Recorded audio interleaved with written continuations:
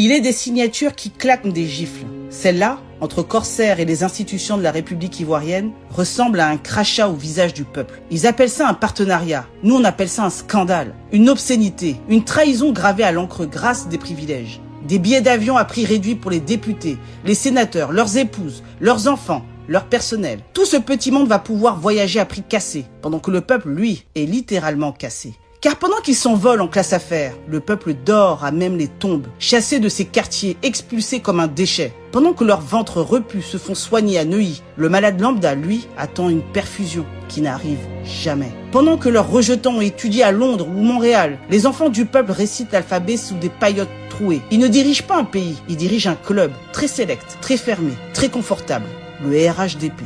Badge obligatoire, accès lounge, couloir VIP. La République, un mot creux.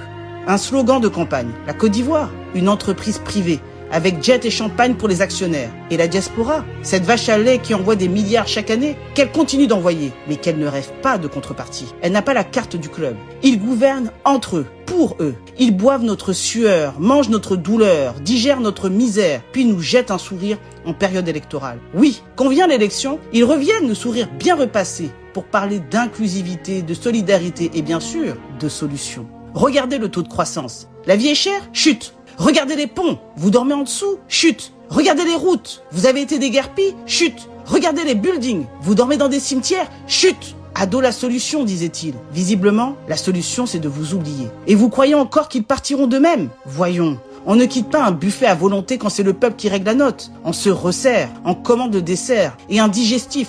On trinque et on laisse un pourboire à soi-même.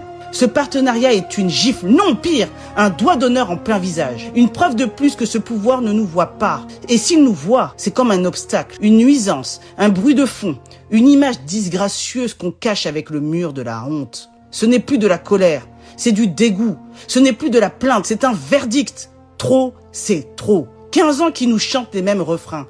15 ans qui s'enrichissent pendant que vous jouez à cache-cache avec la faim. Ont-ils changé nos vies? Non, ils ont changé les leurs. En mieux, en très grand, en première classe. Le peuple, lui, reste au sol. Le pouvoir, lui, s'envole. Mais que les puissants n'oublient jamais, même quand ils rampent dans la poussière, le peuple observe. Il endure, il encaisse. Et un jour, il décide.